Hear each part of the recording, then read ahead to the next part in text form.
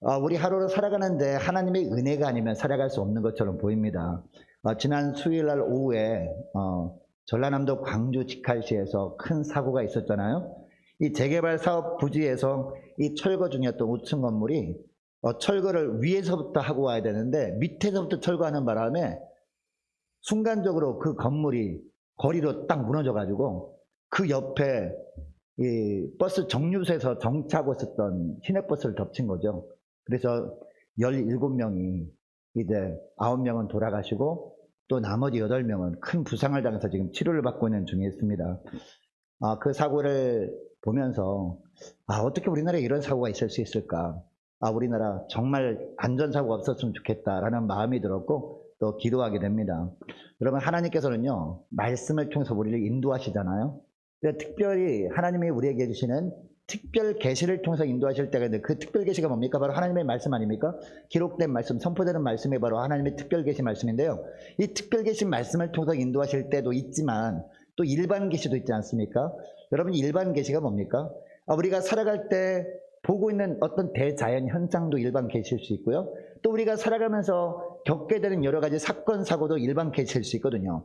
그 사건 사고를 통해서 하나님께서 우리에게 간접적으로 말씀하시는 부분이 있다는 거죠.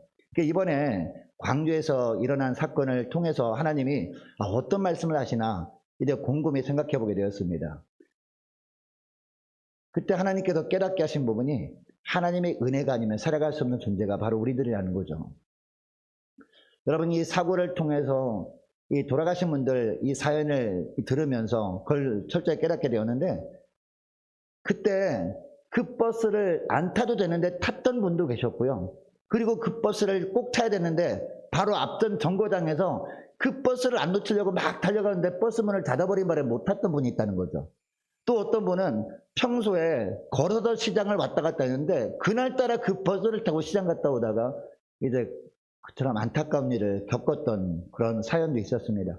그러니까 많은 사연들이 있었는데 이것을 보면서 정말 우리가 하나님의 은혜로 살아가는 것이지 하나님의 은혜가 아니면 우리가 한순간도 살아갈 수 없는 존재구나. 하나님께서 은혜로 우리를 안전하게 보호해 주셨기 때문에 하나님의 은혜가 없었다면 많은 어려움을 겪을 수 있었는데도 불구하고 하나님의 은혜로 저들을 은혜 가운데 보호해 주셔서 이처럼 지내게 되는구나 라는 것을 느끼게 됩니다. 여러분, 하나님의 인도하심이 없었다면 우리가 살면서 겪어야 될 더 많은 어려움들이 있었다는 것이죠. 여러분, 무엇보다도 하나님께서 날마다 은혜로 지켜주셔서 하루하루 살고 있음을 기억하고 이 하나님의 은혜에 감사하며 살아갈 수 있는 저와 여러분 되시기를 축복합니다. 자, 성경을 읽다 보면요, 이런 하나님의 은혜로 승리했던 기록들을 우리가 보게 되는데 우리가 지난 시간에 살펴봤던 요단을 건넌 사건이 바로 그것이 아닌가 생각합니다. 여러분, 요단강을 이스라엘 백성들이 마른 땅처럼 건너잖아요. 그때 이스라엘 백성들이 한 게 뭐였습니까? 하나님의 말씀에 순종한 것밖에 없었다는 것이죠. 하나님의 말씀에 순종한 것밖에 없는데 그 순종하는 모습을 보시고 하나님께서 그 요단강물이 흐르는 것을 멈춰주셨잖아요. 저 위에서부터 그 강물이 딱 멈춰버리게 하시니까 엄청난 물벽의 생김으로 말미암아 마른 땅처럼 건너게 된 것 아니겠습니까? 여러분, 그 모습을 이스라엘 백성들만 본 것이 아니었죠. 그 당시에 요단강 근처에 살고 있었던 가나안 7족속들도 다 그 광경을 목도했단 말이에요. 엄청나게 큰 물벽이 생기니까. 물벽이 생기면서 저기 위에서는 계속 물이 흘러나오는데 물벽이 생기니까 어떻게 했습니까? 그 물들이 옆으로 다 새잖아요. 그 옆으로 다 새니까 그것을 직접 체험한 사람들이 정말 지금까지 살아오면서 이런 신기한 일이 없었다라고 하면서 이 왕한테 보고를 했단 말이에요. 그 당시에 가나안 족속들의 왕들이 어떤 반응을 보였느냐? 1절에 나오죠. 1절 말씀 보시기 바랍니다. 1절 보니까 요단 서쪽의 아모리 사람의 모든 왕들과 해변의 가나안 사람의 모든 왕들이 여호와께서 요단물을 이스라엘 자손들 앞에서 말리시고 우리를 건너게 하셨음을 듣고 마음이 녹았고 이스라엘 자손들 때문에 정신을 잃었더라 라고 하고 있습니다. 이 가나안 사람들뿐만 아니라 이 가나안 사람들의 왕들도 정신을 잃었다는 거죠. 두려움을 느꼈다는 거죠. 누구 때문에? 이스라엘 백성들 때문에. 더 구체적으로 말하면 하나님께서 함께 하시는 이스라엘 백성들의 모습 때문에, 더 자세하게 말하면 그들과 함께 하시는 하나님으로 말미암아 이 마음이 물처럼 녹아버렸다. 바로 그런 이야기를 하고 있습니다. 여러분, 우리도 세상에 살다 보면 이런 하나님의 은혜를 경험할 때가 간혹 있습니다. 이 하나님의 말씀대로 순종한 것밖에 없는데 내가 전혀 예상하지 못한 방법으로 하나님께서 길을 열어주시고, 그죠? 하나님께서 내가 전혀 상상하지 못하는 방법으로 문제를 해결해 주셨다. 그런 간증들을 하지 않습니까? 이런 간증을 체험해 본 사람은요, 평생 동안 아마 잊지 못할 겁니다. 늘 기억에 남을 겁니다. 이런 체험을 한 사람들은 이구동성으로 이야기를 하죠. 모든 것이 다 하나님의 은혜 때문이었다. 나는 하나님께 충성한 것밖에 없는데, 나는 하나님의 말씀에 순종한 것밖에 없는데 나머지는 하나님이 해주시더라. 이런 고백을 한다는 거죠. 이 하나님의 은혜 아래 거할 때 하나님께서 이런 은혜를 베풀어 주셨다라는 고백들을 한다는 겁니다. 아무쪼록 바라기는 오늘 예배드리는 저와 여러분 무엇보다도 하나님의 은혜 아래만 거할 수 있기를 원합니다. 하나님의 은혜 아래 거하게 되면 우리 하나님께서 날마다 새로운 은혜로 저희들을 이끌어 주시고 보호해 주시는 줄 믿으시기 바랍니다. 그래서 요한복음 15장 말씀에도 보면 나의 안에 거하라, 나도 너희 안에 거하리라 라고 하거든요. 포도나무 가지가 포도나무에 붙어 있어야 열매를 맺는 것처럼 우리도 하나님의 은혜 안에 거해야 하나님의 은혜로 살아갈 수 있는 것이지, 하나님의 은혜 아래 거하지 아니하면 우리의 삶 가운데 안전은 보장될 수가 없는 겁니다. 여러분, 이것을 기억하시고 하나님의 은혜 아래 온전히 거하며 살아가시는 저와 여러분 되시기를 축복합니다. 자, 그러면 하나님의 은혜 아래 거하기 위해서 우리에게 하나님께서 요구하시는 것이 있어요. 그게 뭡니까? 첫째로요, 하나님만 섬기는데 방해되는 것들이 있다면 그것들을 철저하게 배제하는 겁니다. 철저하게 다 잘라서 내버리는 것이 필요하다라는 거죠. 이게 바로 2절 3절 말씀입니다. 자, 2절 3절 말씀을 보십시오. 자, 2절부터 보겠습니다. 그때에 여호와께서 여호수아에게 이르시되 너는 부싯돌로 칼을 만들어 이스라엘 자손들에게 다시 할례를 행하라 하시매 여호수아가 부싯돌로 칼을 만들어 할례산에서 이스라엘 자손들에게 할례를 행하니라 라고 하고 있습니다. 자, 여기 2절 말씀 맨 처음에 보면 어떤 단어가 나옵니까? 그때에 라는 단어가 나옵니다. 여러분, 여기 그때라는 말은 무슨 말입니까? 이스라엘 백성이 요단강을 건넌 이후를 말하는 거죠. 요단강을 건너서 이제 하나님이 허락하신 가나안 땅에 도착을 한 거죠. 이 가나안 땅에서요, 하나님께서 주시는 은혜 가운데 살게 되는데 그 은혜를 누리며 살 수 있는 비결이 뭐라고요? 할례를 행하는 것이다. 그동안 물론 할례를 받은 사람도 있었지만 광야 중에서 태어난 사람들은 아직 할례를 받지 못한 가운데 있었거든요. 할례를 받은 사람한테만 하나님이 주신 특별한 은혜가 있다는 거죠. 그래서 할례를 명하고 있는 것을 오늘 본문은 보게 됩니다. 근데 여러분, 이 할례를 행하라 라고 말씀하실 때 이스라엘 백성들이 어떤 상황이었나요? 평안한 상황이 아니었죠. 요단강을 딱 건넜을 때 어떤 광야에 있었습니까? 어떤 평지에 있었습니까? 여리고 평지에 있었어요. 여리고 평지라고 하는 저 멀리에 여리고성이 앞에 놓여있는 상황 가운데 있었다는 것이죠. 다른 말로 하면 이 여리고성 전투를 앞두고 있는 환경 가운데 있었다는 것이죠. 이제 여리고성에요, 거기에 사람들이 살지 않는 성이 아니었잖아요. 많은 사람이 살고 있었습니다. 많은 군사들이 있었습니다. 군사들이 성벽 위에서 방비하고 있습니다. 그리고 저 멀리서 요단강에서 이스라엘 백성들이 새카맣게 요단강을 건너오는 것을 직접 눈으로 봤습니다. 그 병사들이. 그리고 이 이스라엘 백성들이 이 요단 평지, 요단강을 건너서 여리고 평지에 모여있는 것도 보았습니다. 여차하면은 이제 여리고 성에서 문이 열리면서 병사들이 쳐들어와서 공격할 수 있는 그런 환경이었다는 것이죠. 어떻게 보면 일촉즉발의 환경 가운데 하나님의 어떤 명령을 하십니까? 할례를 행하라 라고 하고 있습니다. 여러분, 할례를 행하라고 하는 것은 할례를 행하게 되면 3일 정도는 꼼짝도 못하고 아무것도 못하는 그런 환경 아닙니까? 그런 환경 가운데 있을 때 갑자기 기습을 당할 수 있었음에도 불구하고 하나님은 할례를 행하라 라고 말씀하고 있다는 것이죠. 여러분, 믿음이 없는 사람 같으면 이때 어떤 생각을 할까요? 하나님은 도대체 누구 편이신가? 그동안 하나님께서 우리를 인도해 오셔서 우리가 지금까지 오게 됐는데 왜 이처럼 불리한 명령을 하시는가? 할례를 행했다가 3일 동안 아무것도 못하고 가만히 있을 때 우리가 기습을 당해서 멸절할 수도 있는데 하나님은 왜 이상한 말씀을 하시는가라고 생각할 수 있었을 겁니다. 그런데 여러분, 여호수아를 비롯한 이스라엘 백성들이 어떻게 합니까? 아무런 불평도 하지 아니하고 묵묵하게 순종합니다. 왜 그렇습니까? 바로 순종의 근거가 하나님의 말씀이었기 때문입니다. 여러분, 구약 성경 사무엘상 말씀에 보면 이런 말씀이 나옵니다.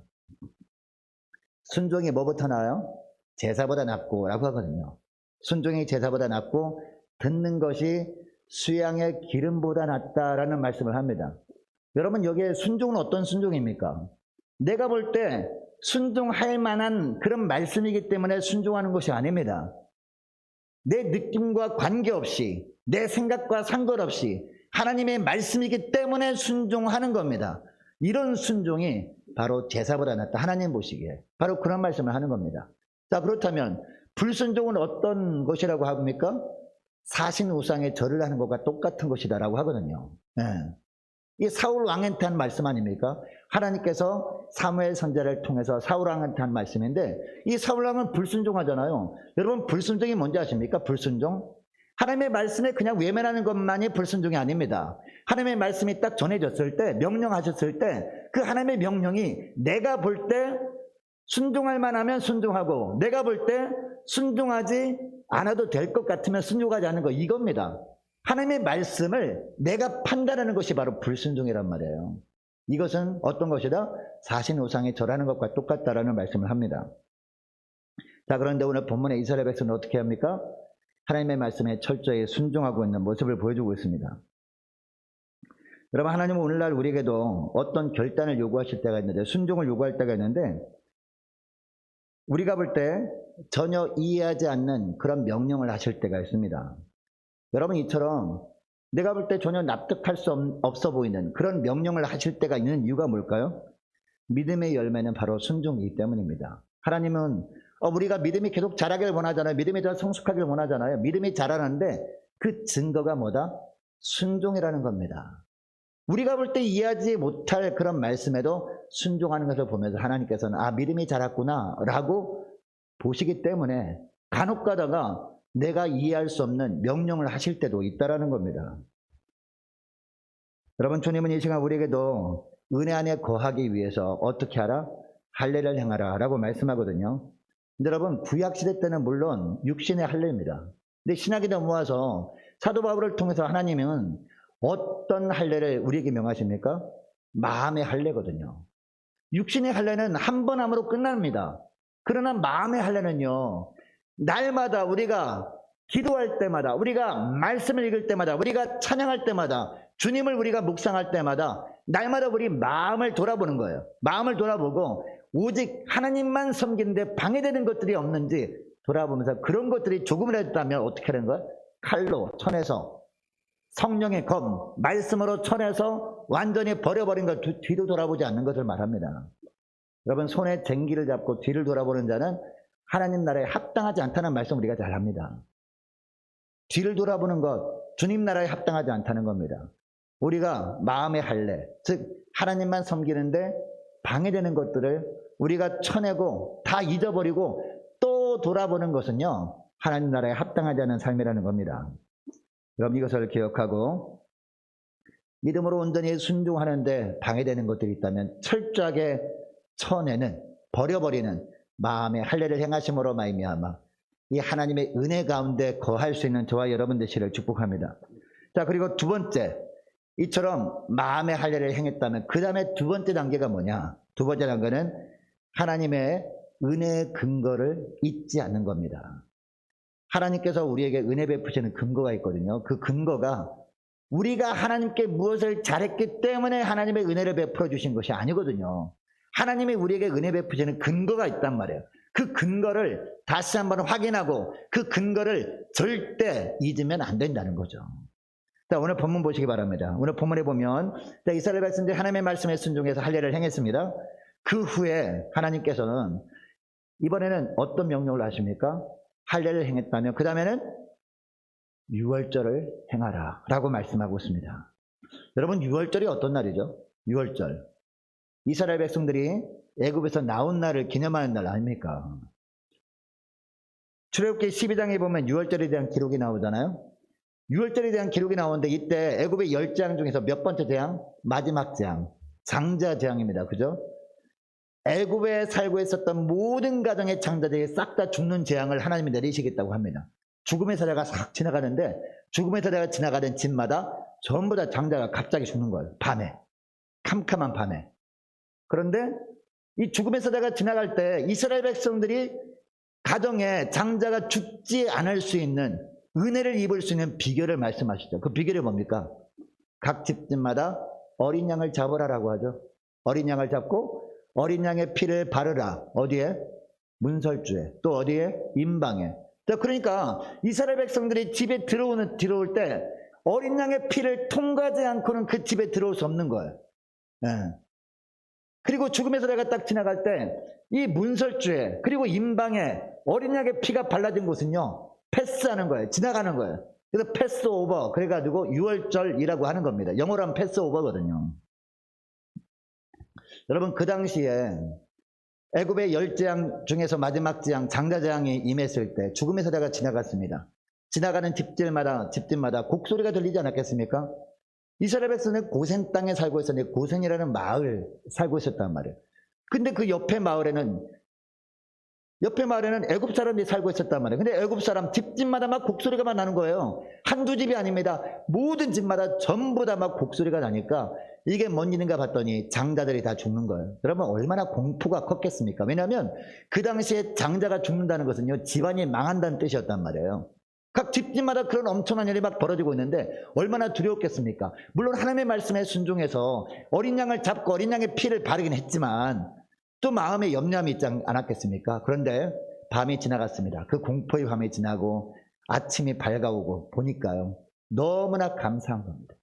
이스라엘 백성들이 집에는요, 한 집도 장자가 죽은 집이 없는 거예요. 이스라엘 모든 집들, 어린 양의 피를 바른 집들마다 전부 다 그 죽음의 사자가 그냥 지나간 겁니다. 이것을 보면서 너무 감사하지 않았겠습니까? 그때 하나님께서 말씀하십니다. 이 유월절을 한 번만 그냥 지나고 마는 것이 아니라 매해마다 이 유월절을 기념하라라고 합니다. 너희들이 구원받은 은혜는 바로 어린 양의 피다. 이것을 잊지 말라. 이것을 기억하고 붙들라 라고 말씀하는 거예요. 하나님께서 이스라엘 백성들을 하나님의 자녀 삼아주시고 인도하시는 것은 그들이 하나님께 무엇을 잘했기 때문이 아니라 무엇 때문? 바로 이 어린 양의 피 때문이다. 바로 하나님의 은혜 때문이다. 이것을 알게 하기 위해서 이 유월절을 지키라. 매해마다. 바로 그렇게 말씀하는 거예요. 그리고 이제 이스라엘 백성이 요단강을 지나서 가나안 땅에 도착했습니다. 이제 가나안 땅에서 새로운 삶이 펼쳐질 겁니다. 이제 앞으로 어떤 문제를 만날 수 있습니다. 어떤 거대한 장벽을 만날 수 있습니다. 그러나 어떠한 어려움과 어떤 시련이 앞을 가로막고 있다 그럴때라도 하나님께서 보호해 주시고 인도해 주실 텐데 그 근거가 뭐라고요? 은혜다라는 겁니다. 그리고 은혜의 근거가 뭐라고요? 어린 양의 피다.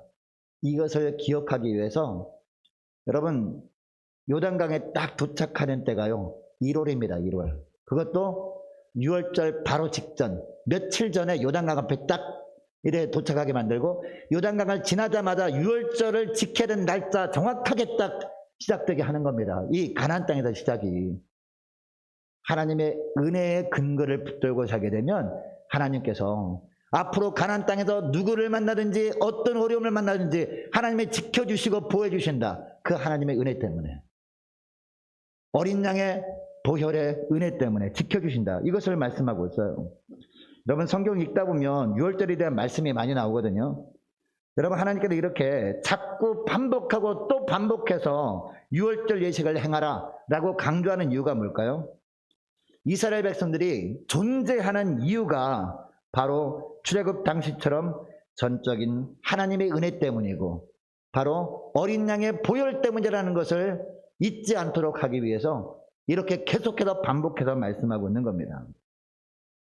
여러분, 창세기부터 하나님께서 이스라엘 백성들에게 지속적으로 약속하신 건 뭡니까? 젖과 꿀이 흐르는 땅에 이르게 하겠다. 그 가나안 땅을 너에게 주겠다라는 언약의 말씀 아니었습니까? 이스라엘 백성들은요, 단순히 애굽에 그대로 눌러붙어 앉아 있으면서 노예로 살아갈 백성들이 아니었던 겁니다. 하나님의 약속하신 가나안 땅에 가서 그곳을 하나님께서 친히 통치하시는 나라로 회복시켜야 되는 그런 하나님의 백성들이었다는 겁니다. 이 단순히 애굽에 머무르면서 적당히 살아가도 되는 존재가 아니라 가나안 땅 정복이라는 하나님이 주신 분명한 비전이 있는 그런 백성들이었다는 거예요. 우리도 마찬가지로 우리도 여러분, 하나님께서 그냥 우리가 세상에 적당히 섞여 살면서 적당히 즐기며 살도록 하나님께서 우리를 인도하시기 위해서 예수 믿게 하신 것이 아닙니다. 하나님께서 특별히 많은 사람 중에서 특별히 선별하셔서 예수 믿는 하나님의 자녀가 되게 하신 이유가 뭡니까? 특별히 이 땅을 하나님께서 하나님이 통치하는 나라로 만들 그런 도구로 사용하기 위해서 우리를 선별하시고 예수 믿게 하시고 주님의 보혜를 의지하며 살도록 하셨다는 걸 우리는 알아야 되는 것이죠. 여러분, 이스라엘 백성들이 이제 요단을 건넜습니다. 그런데 여리고성이 가로막고 있습니다. 여러분, 여리고성 앞을 가로막고 여리고성이 보통 큰 성이 아니었거든요. 굉장히 웅장한 성이었습니다.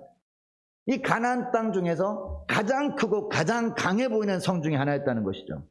또 다른 두려움이 그들에게 임했을 거예요. 여러분, 이런 때 하나님께서 어떤 말씀을 하셔야 위로가 됩니까?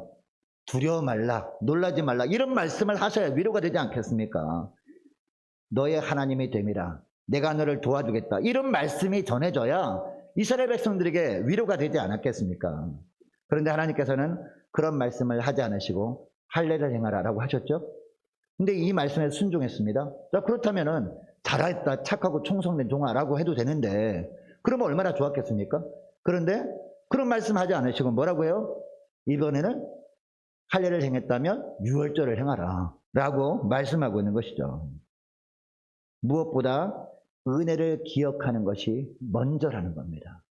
은혜의 근거를 붙드는 것이 그 어떤 것보다도 가장 우선되어야 한다. 무엇 앞에서? 여리고성 전투 앞에서 가나안 땅을 차지하기 앞서서 가장 먼저 중요한 것이요, 하나님께서 은혜를 베풀어 주실 근거를 붙들고 있지 않는 것이 무엇보다 우선되어야 된다, 이 말씀을 하고 있는 것이죠. 여러분, 이스라엘 백성들 하나님의 말씀에 순종해서 유월절을 행합니다. 유월절 어린 양을 잡습니다. 그리고 어린 양의 피를 뿌리면서 바로 이 어린 양의 피를 기억합니다. 이 어린 양의 피 때문에 우리가 살아나게 되었구나. 이 어린 양의 피 때문에 우리가 하나님의 은혜 가운데 구할 수 있게 되었구나 라고 생각하면서 지내게 됩니다.